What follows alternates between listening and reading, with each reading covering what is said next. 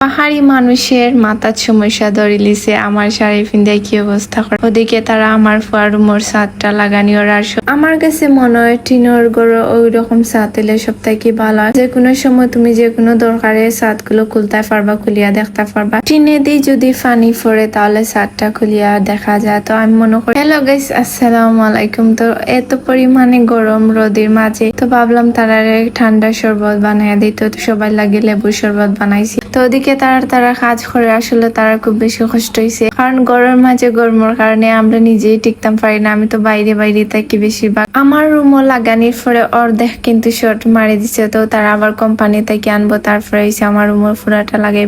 আমার রুমের বাদ দিয়া যেহেতু আমার রুমের শর্ট মারি দিছে, তারা আমার রুমও লাগানা। এখন হয়েছে মেইন রুমও লাগার। মেইন রুমের ছাদ কিন্তু অনেক বেশি বড়, আর এই ছাদটা আমি নিজে চয়েস করছি, কারণ আমার কাছে মনে হয়েছে এই রুমের লগে এই ছাদটা মানাইবো, যেহেতু একটা গেস্ট রুমে মানাইলে রুমের মাঝেই তো সব হইবা। ভিডিওর মাঝে দেখা যায় তারা কিন্তু টাসটাসিয়া লাগাই দেয়, আসলে অনেক বেশি কষ্ট। এগুলো কাটা লাগে মাফ করিয়া, তারপরে তোমার ফিটিং করা লাগে, তারপরে বোর্ড গুলো বানি লাগে। দেখতে যেরকম হয় বাস্তবে এরকম না, বাস্তবে অনেক কষ্ট। তারা খুব কষ্ট করে লাগাইছে। আরো বেশি কষ্ট হয়েছে গরমের কারণে, আর হয়েছে ফ্যানটা ছাড়া যান না, কারণ ফ্যান ছাড়লে তারা সমস্যায় কাজ করতে পারতো না।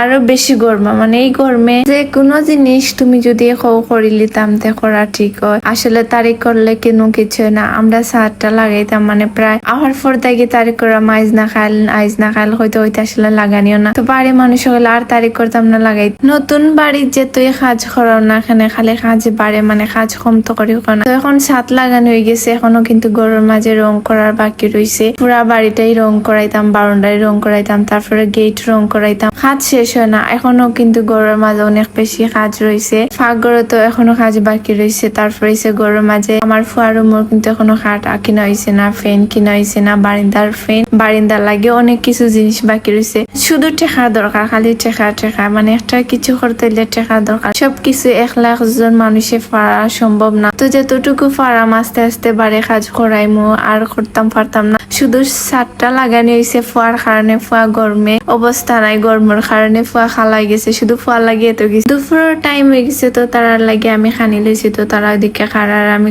কাজগুলো দেখলাম, তারা ঠিক মতন করছে না। আসলে তারা খুব বেশি কষ্ট করে, কিছু করা নাই, কাজ তো করা লাগবে, কষ্ট ছাড়া দুনিয়ায় কিছু নাই। খাওয়া দাওয়া শেষ করিয়া লাগছেন তারা আমার ফুয়ার রুম। আর আমার ফুয়ার রুমের গাইস কমেন্ট করবা আমার ফুয়ার রুমের ছাদ কি লাগানো হয়েছে। আমার খুব বেশি ইচ্ছা আমার বাচ্চার রুমটা আমি সুন্দর করে সাজাইতাম, মানে তার রুমটা ডিফারেন্ট ভাবে থাকবো, কোনো জাবরা জুবরি নাই। তো এখনো আমার ফুয়ার রুমে কিছু জিনিস আনা হয়েছে না, ফালং নাই, কিছু নাই। তো আমার ফুয়ার লাগে খুব শীঘ্রই একটা ফালং আনবো, যেহেতু যখন টেকাই যাব তখন আমি আমার বাচ্চা লাগে একটা ফালং কিনে আনবো, একটা ফ্যান কিনে আনবো। এখন তো এই রুমে আমরা থাকি না, ব্যবহার করি না, তো এই রুমে এখন ফ্যান আবো লাগাইছে। সবকিছু তার একলগে সম্ভব না, যে কোনো জিনিস আস্তে আস্তে বালা। তো যতটুকু আল্লাহ করছেন অতটুকু আলহামদুলিল্লাহ। কোনোদিন ভাবছিলাম যে এরকম একটা বাড়ি বানাইবো বা এরকম আল্লাহ দিন আমরা ফিরাইবা, আসলে কেউ কোনোদিন কিছু ভাবে না। আল্লাহর খুশি, আল্লাহ কারে কোন সময় কিলাহান দিন নিবা। পাহাড়ি মানুষরা যে সময় বিয়া করে আসলে একটা রুম পাইছি, বিয়ার পরে এক রুমেই আসলাম, মানে সবকিছু এক রুমের মাঝে করছি। আর এখন আমার 3টা রুমে আমি থাকতাম পারি না, একটা রুমেই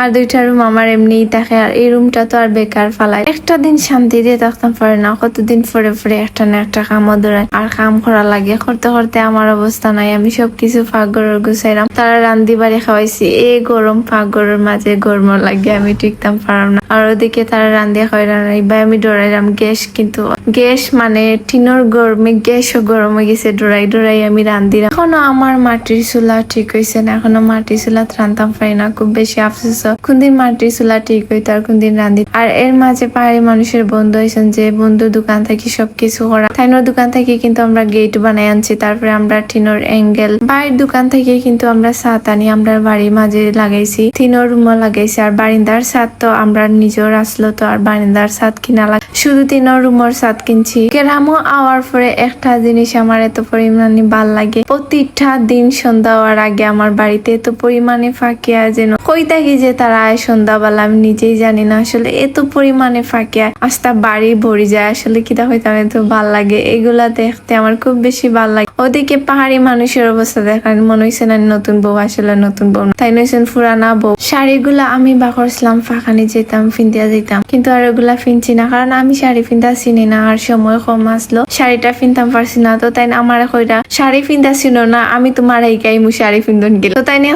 মাঝে শাড়ি ফিন্দিরা